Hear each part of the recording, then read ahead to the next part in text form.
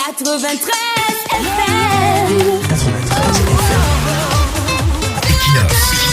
Radio. Bonjour, ce matin, nous tenons à rendre hommage au président de la République pour les dernières augmentations des prix du carburant.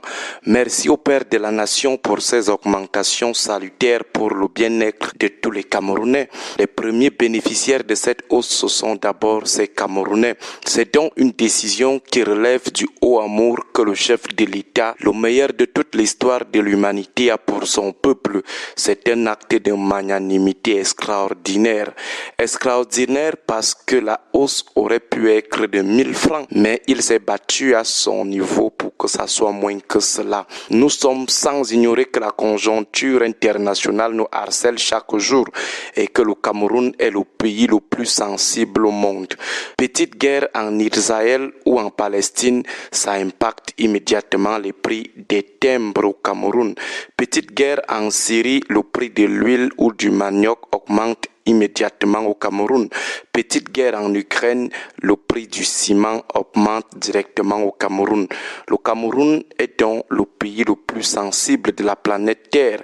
Mais malgré cela, le président se bat pour atténuer les hausses.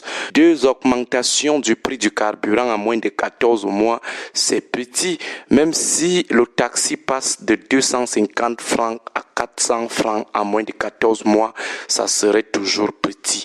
Ça aurait pu être plus, mais le Père de la Nation, c'est lui qui nous exempte encore de la taxe sur l'oxygène, fait tout pour atténuer la secousse. D'ailleurs même, le Cameroun n'est pas le seul pays à connaître ce type de hausse. Le Cameroun n'est pas le premier pays à connaître ce type d'augmentation.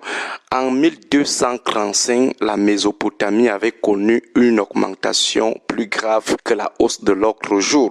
En 1344, la Perse avait subi des hausses similaires. En 1709, c'était au tour de la Macédoine. Plus proche de nous, le Kirghizistan et l'Ouzbékistan. Que les opposants ne cherchent pas à diaboliser le gouvernement, que ces apprentis sorciers qui sont même derrière ces hausses des prix au Cameroun ne cherchent pas à monter le peuple contre son illustre bâtisseur, l'infatigable bâtisseur, l'homme providentiel du 6 novembre, l'homme par qui la rédemption du Cameroun passera inéluctablement. Il faut donc saluer ces augmentations et leurs effets qui sont même petits. Il faut les saluer parce que c'est pour notre bien-être. L'argent des subventions que l'État est en train d'économiser n'entrera pas dans les poches du président ou des membres du gouvernement. Le président ne vivra pas de cet argent. L'argent des subventions que le président va économiser, c'est pour investir dans les projets futuristes, par exemple la conquête de l'espace avec la mise sur orbite du premier satellite camerounais. Par exemple, le tramway annoncé depuis plus de 10 ans ou encore le micro. Les gens doivent donc arrêter de gâter le nom du président partout, que les opposants apprentis sorciers qui veulent instrumentaliser les Camerounais en donnant l'impression que la vie devient chère. Pourtant, malgré la hausse des prix, la vie n'est pas toujours chère. Que ces opposants comprennent que Kamto ne sera jamais président, même si le litre du carburant atteint la barre de 1500, même si le taxi monte jusqu'à 500 francs CFA, le peuple camerounais ne prêtera jamais ses oreilles aux sirènes de la déstabilisation. Si nous sommes honnêtes, organisons plutôt une marche de soutien pour dire merci au président pour ses augmentations. Organisons une marche de soutien pour demander au président de mourir au pouvoir, pour lui demander de laisser un de ses fils ou un de ses petits-fils au pouvoir au cas où il est fatigué. Organisons des messes d'action de grâce pour dire merci à Dieu pour nous avoir donné des dirigeants sages et prévoyants. En plus même, les taxes qui augmentent chaque année, les impôts, c'est uniquement pour les opposants. Les prix des denrées de première nécessité qui augmentent là, l'huile, le lait, le sucre, la tomate, le plantain, ça touche seulement les opposants. Les prix des intrants agricoles et celui des matériaux de construction, le fer, le ciment, ça touche seulement les opposants. C'est la preuve par 9 que le gouvernement sait préserver son peuple.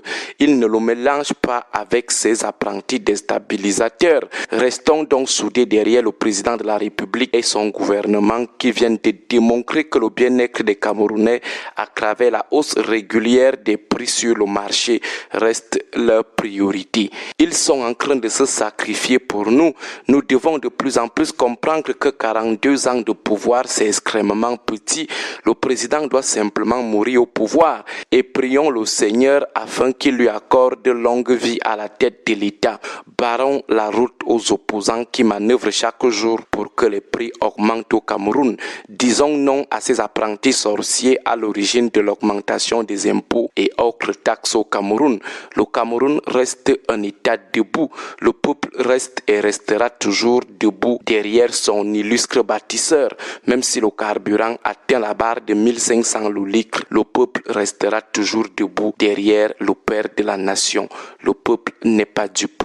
Bon début de semaine à tous. 93 FM. 93 FM. Equinox. Radio.